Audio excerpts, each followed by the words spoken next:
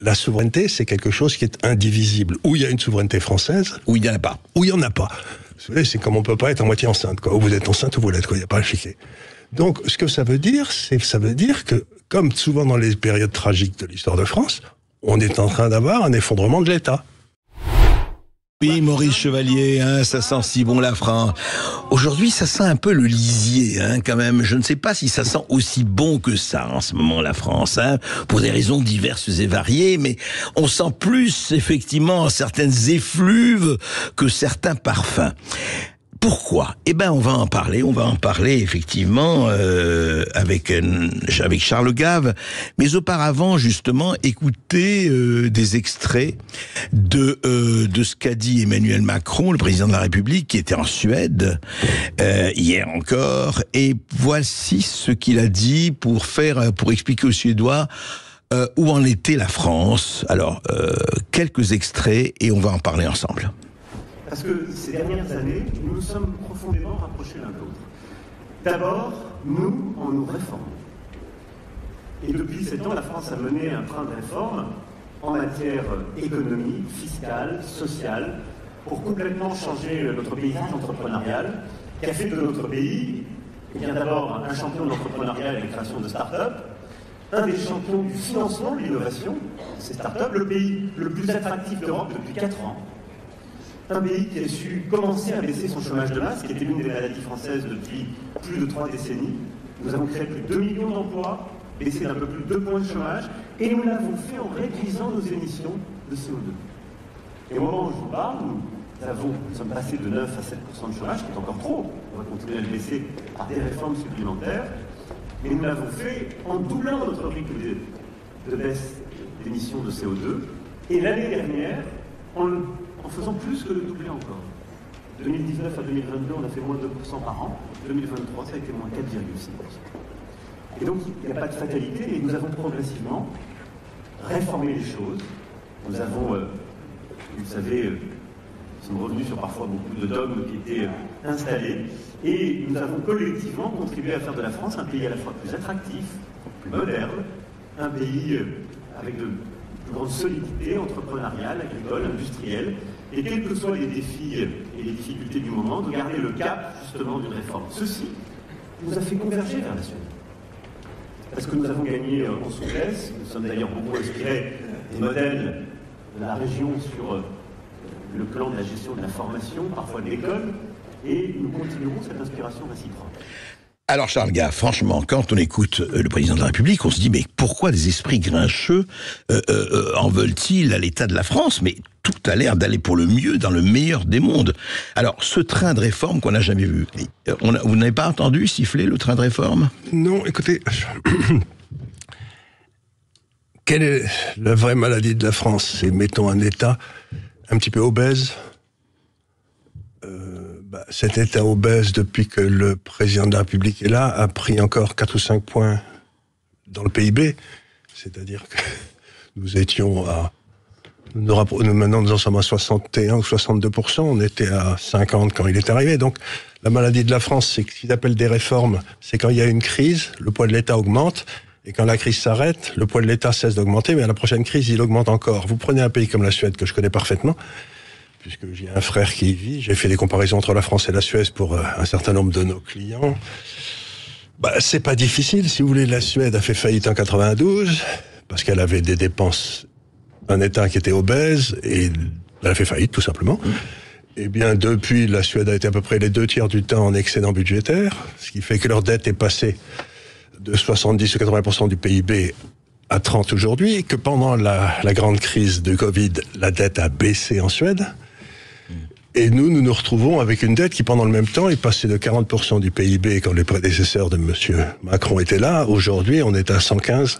Donc, si vous voulez, ce qu'il appelle des réformes, c'est d'avoir dépensé de l'argent public à boucher des trous. C'est pas ça, des réformes. Les réformes, c'est d'arrêter de dépenser de l'argent public qui ne sert à rien. Surtout que nous sommes, on le sait, on est retombé en récession en 2023. Oui. Selon les chiffres officiels de l'INSEE, le PIB français, vous le dites, a reculé pendant 2 trimestres consécutifs, 3e, 4e 2023, et c'est pas terminé. Mais c'est pas terminé. Moi, je suis persuadé que nous sommes en train de rentrer en récession. Et donc, le budget de l'État va à nouveau exploser à la hausse. C'est-à-dire qu'on va se retrouver avec des budgets absolument... Et que nous avons aussi un déficit extérieur. Or, la Suède, qui avait un déficit extérieur quand elle a fait faillite, aujourd'hui a un excédent extérieur qui est de l'ordre de 4 ou 5% de son PIB. Donc, la Suède est en excédent budgétaire, est en excédent extérieur, et nous avons un déficit budgétaire monstrueux et un déficit extérieur monstrueux. Mais donc, ce type parle d'un monde qui n'existe pas.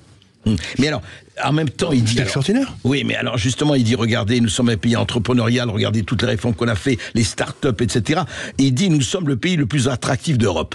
Mais parce que c'est comme nous qui avons besoin de dépenses. Vous savez, la façon dont ils mesurent ça, c'est quels sont les capitaux étrangers qui rentrent en France. Ouais. Et comme nous avons des déficits monstrueux, on emprunte beaucoup. Et les gens nous envoient plein d'argent pour financer les folies de M. Macron. Et c'est ça qu'il appelle être attractif. C'est-à-dire que pour lui, être attractif, c'est être capable de lever de l'argent pour faire n'importe quoi avec dans les marchés financiers mondiaux, quoi. Mais la Suède, elle place de l'argent à l'étranger. Elle n'en emprunte pas.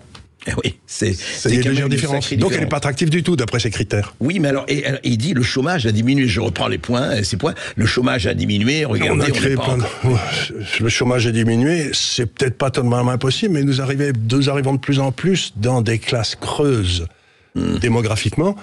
Donc c'est pas la même chose pour le chômage s'il y a 1 million de personnes de plus qui arrivent par an, ou s'il y a 1 million de personnes qui prennent la retraite plus que de qui rentrent. Vous voyez ce que je veux dire? C'est pas la même chose. C'est pas la même chose. Donc j'ai pas fait de grandes études sur le chômage parce que c'est un machin qui est manipulé par le gouvernement de façon épouvantable. Mais il me semble que on doit pouvoir expliquer ça sans effort par la démographie. Par la démographie. Alors.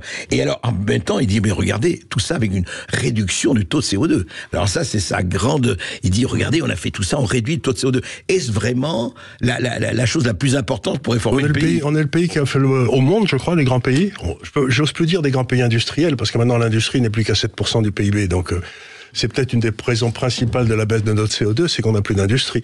Et ça, c'est le grand résultat quand vous vendez Alstom, quand vous vendez tout le monde. À la fin, vous n'avez plus d'industrie en France, quoi. Donc si le but c'est de pas avoir de CO2, dans ce cas-là, arrêtons l'industrie, quoi. Et l'agriculture aussi d'ailleurs. Oui, bien sûr. Avec les vaches, vous savez. Les vaches qui pètent comme des salopes. Ouais, c'est incroyable ça. Quel honteux, quel scandale. C'est un vrai scandale absolu. Et alors il finit par dire modernité, regardez la solidité, l'entrepreneuriat, etc. Nous sommes effectivement. Et puis il arrive, il dit, voyez, nous gardons le cap. Et il est en Suède. Vous venez de parler de la Suède. Il dit, voyez, nous ne sommes pas encore, mais nous convergeons la Suède et la France. C'est pas vrai du tout. On diverge comme on l'a jamais fait. Si vous prenez la production industrielle française et suédoise en 1960 jusqu'à l'an 2000, c'était exactement la même chose. À partir du moment où l'euro arrive et ses imbécilités, nous on est plus bas qu'on était en l'an 2000 en industrie. Aujourd'hui, vous voulez dire. Aujourd'hui, plus bas. Et la Suède est 25% plus haut. Donc nous divergeons. La politique budgétaire diverge, la politique industrielle diverge. Et donc, si vous voulez, cet homme pense que la parole, c'est la vérité. Vous croyez que c'est ça? Je pense que ce qu'il dit, au moment où il le dit, je sais pas, il doit croire qu'il est... Je dis donc je suis. Je dis donc... Donc c'est la vérité. Donc ce que je dis ne peut pas être faux. Mais c'est faux du début à la fin. C'est ce qu'on appelait autrefois, vous savez, des paroles verbales. Mais comment on arrive au stade où effectivement, avec ce qui se passe avec les agriculteurs, ça on le sait, on en parle, avec ce qui se passe effectivement et le pouvoir d'achat, avec ce qui se passe autour, parce qu'il faut rappeler et on en a parlé avec vous et avec d'autres, cette crise, enfin cette guerre Russie-Ukraine qui a provoqué les embargos que l'on sait, les directions que l'on sait, on voit quelque chose où la dette, 3 000 milliards et plus, augmente, et qu'est-ce qui se passe? C'est quoi? C'est là. Alors tout le monde parle de déconnexion de réel, mais ça me paraît plus préoccupant que cela encore, Charles Gave. Je crois que... Qu'est-ce que ça traduit, ça? Ce que j'ai essayé de dire dans mon livre, sans pouvoir bien entendu le prouver, mais ce que j'ai essayé de dire, c'est que nous sommes aujourd'hui dans une société du mensonge. C'est l'empire du mensonge. Vous savez, j'ai appelé ça. On avait avant ça l'empire du mal, qui était l'Union soviétique, et puis on est passé dans l'empire du mensonge. Et ces gens-là pensent, je crois très profondément, que la vérité, ça n'existe pas. On le voit très bien quand il dit en même temps. Il n'y a rien de plus ennemi que dans notre société que de dire ça, parce que notre société a été fondée, qu'on le veuille ou non, sur les évangiles, et dans les évangiles, il est dit que ton oui soit un oui, que ton non soit un non, tout le reste vient du malin. C'est-à-dire, le mensonge, c'est le mal, c'est le diable. Hein. Le mensonge, c'est le diable. Le prince du mensonge, c'est le diable. Donc cet homme pense fondamentalement, en raison de ses études, la façon dont il a formé à l'ENA, que la vérité, ça n'existe pas. Que on peut prouver l'existence de Dieu, ou on peut prouver la non-existence de Dieu, et qu'il suffit d'être un petit peu intelligent et qu'on y arrive. Donc, il ne travaille pas avec la réalité, il travaille avec les mots. Et je trouve ça extraordinaire, parce qu'on arrive dans un monde qui est complètement irréel, et c'est l'impression que j'ai en regardant la France aujourd'hui, mais pas que la France aussi, les États-Unis aussi par exemple, c'est que il y a toute une partie du personnel politique qui est complètement déconnectée de la réalité. Je me suis laissé dire que quand j'ai lu un livre, quand j'avais 20 ans, sur quand Pétain était parti à Sigmaringen avec ses troupes, vous savez. Oui. Et Céline le raconte dans d'un château l'autre, un moment extraordinaire. Et tous ces gars-là, donc, qui avaient perdu, ils étaient dans ce château avec Pétain, et il y avait des crises de jalousie, de préséance, parce que Pétain avait parlé à un gars et pas à un autre, etc. Donc j'ai l'impression qu'aujourd'hui, on en est là, ce petit monde vit dans une espèce de bulle, et ils se parlent entre eux, ils s'auto-félicitent, et ils n'ont plus aucun contact ni avec la réalité, ni avec personne. Et j'en suis... Vous savez, c'est ce que disait aussi Solzhenitsyn, qui a été un de mes grands hommes quand même. Il disait, ils mentent, ils savent qu'ils mentent, nous savons qu'ils mentent, nous savons qu'ils savent que nous savons, et ils continuent à mentir. Et donc, aujourd'hui, tout le monde sait que ce qu'ils disent n'a aucune importance. Oui, mais en même temps, Charles Gave, alors comment ça va se passer? Écoutez, ici aux États-Unis, en Russie, en Inde et ailleurs, ici surtout, en ce moment, on le voit sur les autoroutes et ailleurs, le réel frappe à la porte. Le réel, il existe, et donc ça va continuer cette espèce de fuite. C'est quoi? C'est une fuite en avant? Non, c'est une refus de prendre en compte la réalité. C'est un petit peu, vous savez, comme quand on avait la ligne Maginot qui allait empêcher les Allemands de venir. Et puis, manque de peau, ils sont passés en 5 jours en passant par un trou qu'on n'avait pas vu. Bon, pas de peau. Et à ce moment-là, tous les... Alors, qu'est-ce qui va, à votre avis, sans faire de prédiction, je ne vais pas vous demander du marque de café, mais qu'est-ce qui peut arriver aujourd'hui avec la situation? Regardez, les agriculteurs, vous suivez ça, le prix de l'électricité, le prix du pétrole, etc., avec les embargos, avec les règlements américains, avec ce qui se passe aux États-Unis, on en a parlé ici dans notre émission sur, effectivement, avec le Texas et compagnie, ils veulent réduire les exportations de pétrole. Qu'est-ce qui peut se passer pour l'Europe en général et la France en particulier? Ça veut dire que une chose très simple, c'est que au départ, il y a une erreur monétaire qui a été l'euro et qui a entraîné toute cette espèce de saloperie et cette prise de pouvoir d'une classe non élue à Bruxelles et qui fait passer toutes ces lois imbéciles qui mettent les paysans sur les routes, etc. Donc vous avez eu premier coup d'État l'euro, deuxième coup d'État une tentative par Madame van der Leyen de prendre toute une série de souverainetés à laquelle elle n'avait pas droit. Tout à fait. Elle n'avait pas droit. Donc, on a perdu toutes nos souverainetés. Donc, on n'a plus aucune souveraineté. Et vous avez le Premier ministre qui termine son discours en parlant d'une souveraineté française qui ne peut exister que par l'Europe. Ce qui veut dire, c'est encore une fois en même temps. La souveraineté, c'est quelque chose qui est indivisible. Ou il y a une souveraineté française. Ou il n'y en a pas. Ou il n'y en a pas. Vous savez, c'est comme on peut pas être à moitié enceinte, quoi. Ou vous êtes enceinte ou vous l'êtes, quoi. Il n'y a pas à chiquer. Donc, ce que ça veut dire que, comme souvent dans les périodes tragiques de l'histoire de France, on est en train d'avoir un effondrement de l'État. Puisque l'État, c'est un peu le squelette de la France. C'est ce qui tient la France, c'est son État. Or, aujourd'hui, vous voyez partout que plus personne ne fait confiance à l'État, que l'État ne fait plus ses missions, et qu'il fait des tas de choses qu'il ne devrait pas faire, donc d'où des déficits monstrueux. Et donc, vous allez avoir un effondrement de l'État qui se passera sans doute à un moment ou à un autre par un effondrement de la monnaie. L'interview de Charles Gave met en lumière plusieurs points critiques sur la situation économique et politique en France sous la présidence d'Emmanuel Macron. Voici quelques éléments clés. Un critique de l'augmentation de la part de l'État dans le PIB, Gave accuse Macron d'avoir augmenté le poids de l'État dans l'économie française, affirmant que les réformes sont davantage des augmentations de dépenses publiques que des réductions de coûts. Cette critique repose sur l'idée que la croissance des dépenses publiques pourrait freiner l'innovation et l'efficacité économique à long terme. 2. Gestion de la dette. Gave compare la situation de la France avec celle de la Suède, soulignant que la Suède a réussi à réduire sa dette tout en maintenant des excédents budgétaires. Cette comparaison vise à montrer que les politiques françaises sont insuffisantes en matière de gestion de la dette, ce qui pourrait entraîner des problèmes économiques plus graves à l'avenir. 3. Attractivité économique et emploi. Il remet en question l'idée que la France est réellement attractive pour les investissements étrangers et critique les succès annoncés en matière de création d'emplois. Gev attribue les changements dans le marché de l'emploi à des facteurs démographiques et à des manipulations statistiques, suggérant que les résultats pourraient ne pas refléter une véritable amélioration de la situation économique. 4. Réduction des émissions de CO2. Gev se moque des politiques environnementales, suggérant que la baisse des émissions est en grande partie due à la désindustrialisation plutôt qu'à une politique énergétique efficace. Cette critique soulève des questions sur l'efficacité des politiques environnementales mises en place et leur impact réel sur l'économie et l'environnement. 5. Crise de crédibilité et de gouvernance. Gev décrit une crise de crédibilité, où les discours politiques semblent déconnectés de la réalité économique. Il exprime des inquiétudes quant à la gestion actuelle des finances publiques et au potentiel effondrement de l'État et de la monnaie si les politiques en place ne changent pas. Si Union européenne et souveraineté nationale. En plaidant pour un retour à une Europe des nations, Gev critique l'Union européenne actuelle, qu'il considère comme mal structurée pour survivre à long terme.